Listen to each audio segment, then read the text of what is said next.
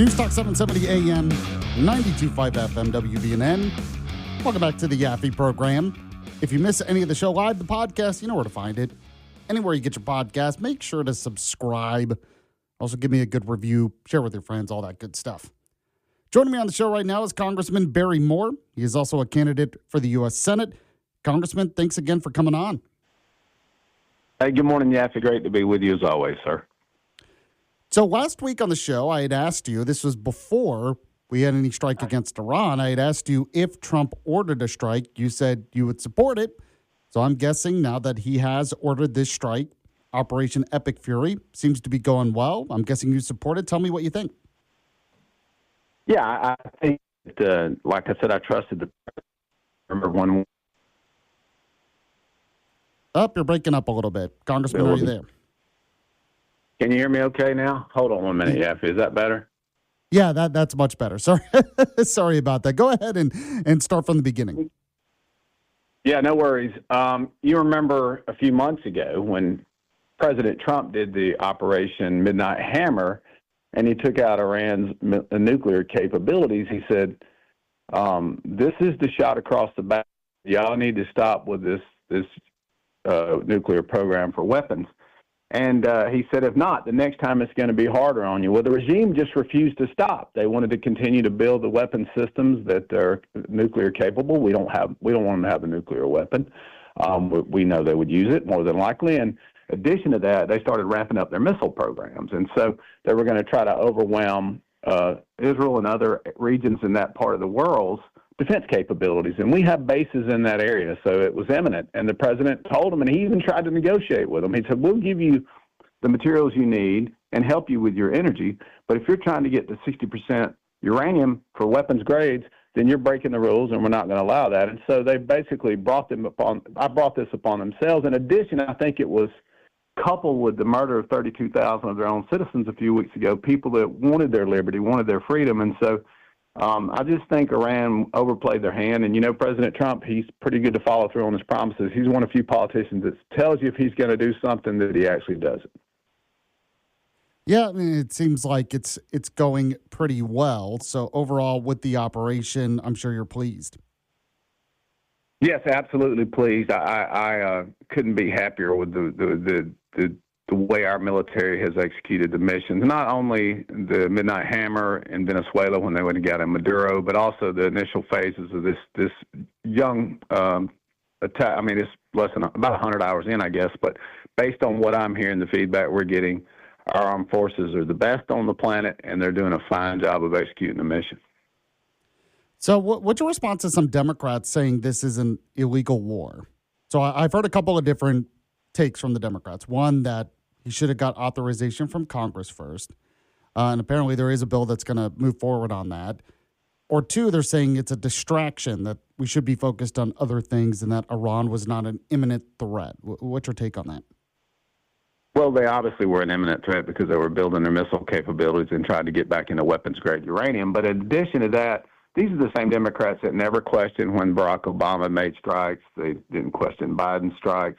But it's more about who's doing it than what we're doing. I think the president is doing the right thing, but there are people in this country on the woke left that have truly Trump derangement syndrome, and no matter what this man does, they're going to be upset about it. But to me, the greatest telltale is when you see the women of Iran ripping off the hijabs and celebrating in the streets, and Iranian citizens. I spoke to one here earlier this week, Monday, at a lunch, and he said, I was an Iranian citizen.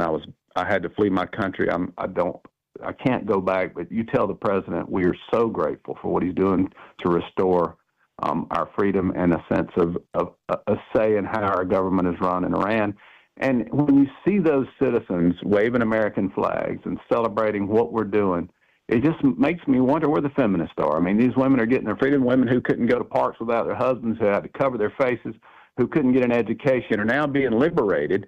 And the feminists and the woke in this country are mad about it. I just can't wrap my head around that. Yaffee, make that make sense, my friend. So what do you think? Yeah, I can't, obviously. But what do you think happens next? Because it doesn't seem to be a clear path with the regime. They had a line of succession for the Ayatollah. We bombed them as well. There's talk about maybe the Kurds coming in. There's still talk about the son of the Shah coming in. I mean, any thoughts? It's all speculation. We just don't know, it seems like. But any thoughts on what could happen next year? My thoughts are, I know the prince, the Shah's son, is well loved, and I'm a friend of his, and we think he would do a good job. But again, the president, I think President Trump has said we're not looking to put somebody in power, but I think it'd be nice for the Iran to have actually elections and for us to actually have somebody that's willing to work with the region. And to me, I don't know what that looks like, but I too, again, go back to trusting the president's judgment on this. They knew this was coming, and I feel like there'll be a succession plan to try to put somebody that we can work with and to allow those people in Iran to get back to what they were prior to 47 years ago, so they have a nation they can live in free and elect the leaders and not feel like they're just under the thumb of this theocracy that has just really violated their rights and crushed any other religious freedoms, any other rights that we hold as freedom-loving human beings. I think it's important we put somebody in a place that can come in and help with that, and I think we don't know what that looks like, but I hear good things about the prince, and I hear he's a good man. Congressman Barry Moore on the show right now. Joins me every week. He is running for the U.S. Senate as well. So, we keep talking about the SAVE Act. I know you support the SAVE Act. You support blowing up the filibuster. Got to say, I've heard from Majority Leader John Thune this week. It seems like he's backing down, that he doesn't really want to move to a talking filibuster or blow up the filibuster to pass it. And he also wants to focus first on opening up the government in terms of Department of Homeland Security, getting their funding. I mean, any thoughts on that?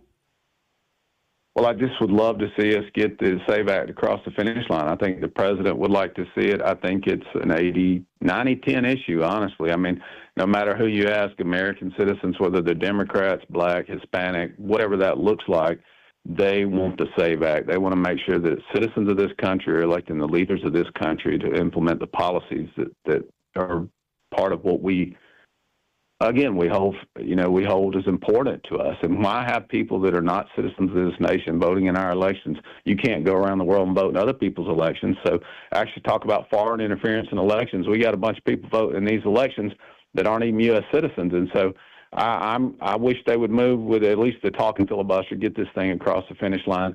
We'll see what Thune does. And, of course, the DHS, the Department of Homeland Security, at a time when we need to be funding Homeland Security, the Democrats are blocking that. And it's just because we pulled the veil back on the fraud in Minnesota. That's the only thing they're upset about.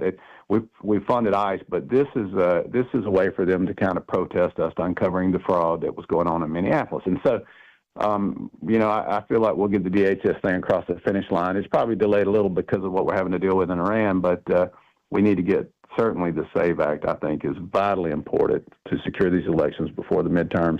We'll keep pushing for that. I know the American people want it. I think the elected officials in the nation are to go along with what the American people request of us. Congressman Barry Moore also running for the U.S. Senate. I want to talk about your campaign a little bit because it seems like you're kind of racking up some endorsements. I understand some veterans who are also members of Congress have endorsed you. Yes, so a lot of my friends are Warren Davidson's Army Ranger, Keith Sells, Special Forces. A number of those people are coming and endorsing us, and so it's people that I've served with. Obviously, I served for 6 years. My brother's a retired Marine. My son-in-law was an Army Ranger. So it's good to see that my friends here who are veterans are saying, hey, Barry's the guy for the job. And I think we proved that by getting a bill for veterans across the finish line when Joe Biden was president. I got a bipartisan bill signed into law. I don't know if the auto pen signed it or President Biden signed it, but either way, it affected our veterans. So to have those guys come and support me, I think Troy Nels, we're rolling out his endorsement. A number of veterans here in Congress, and many of them are House Freedom Caucus. Matter of fact, Warren Davidson is one of the founding members of House Freedom Caucus. So the endorsements keep coming from J.D. Vance, Jim Jordan, right on down the line, and we'll keep rolling them out. It's people that I've worked with that know my heart, that know that I'm in this for the right reasons, and they're pouring their support behind us along with the president and the vice president, and we're excited to have it. So is there anything else that you're working on in Congress? Obviously, you were still a member of Congress. Obviously, there's other stuff always got to work on beyond Iran, foreign policy, the SAVE Act. What else are you working on? We're actually in the Farm Bill markup as we speak. I stepped away to do this interview. We do a Farm Bill every 5 years. We had a good bipartisan Farm Bill last year that got killed by the Democrats in the Senate today. We are finishing the markup on that. Hope to get it over to the Senate later tonight. And so that'll be very important for our producers and our lenders, people who provide food in this country, to make sure that we shore up the process going forward for the planting season. And so I'm very excited about that. It's a 5-year deal, and we are going to fund farming till 2031 out of the House tonight, hopefully. And do you think it gets bipartisan support? You know, I think we were talking about that just a minute ago off the floor or off the chamber there where we're doing our debates, and we're optimistic. My number was 5 Democrats would support us in this. We've got a majority in there, obviously, but I think that depending on some of the opening arguments with the Dems, were pretty divisive. But we'll see how it plays out, Yaffee. I'm cautiously optimistic. We do have some Democrats. Not all Democrats live in the urban areas. There are a couple on that committee that actually have farmers and producers, some specialty crop people in their districts, and we're hoping that they will join us because this is a fine farm bill. It's much overdue. We should have got it done last year, and the Dems and the Senate held it up. But these lenders and producers need something on paper going forward to put seed in the ground and produce the crops we got to have for the next season. And so we're hoping that some of those Dems that are not just hung on SNAP and food programs that are actually on the production side of agriculture will join us in this vote, and let's get this thing across the finish line. Congressman Barry Moore, he is running for the U.S. Senate. Congressman, always appreciate you coming on the show. I know you got to get back to work, and when it comes to the markup of the Farm Bill, so I'll let you do that. We'll talk to you again next time. All right, thank you, Yaffee. Appreciate it. All right, if you want to react to anything, yes, we have our Yaffee text line as usual, 866-494-9866, 866-494-WVNN. We'll be back in a moment on the Yaffee program. It's the Yaffee program on WVNN. When you really need care, you need 24/7 access to a care team, not a maze of paperwork from a third party. Every day, America's hospitals and health systems show up for you. Navigating healthcare can feel overwhelming, but you can count on real doctors, real nurses, real people, providing quality, around-the-clock care when you need it most. They're in your corner, in communities across America. Your neighbors, your lifelines, right beside you, holding your hand and helping find answers. That's what putting patients first actually means. Learn more at strengthenhealthcare.org, brought to you by the Coalition to Strengthen America's Healthcare.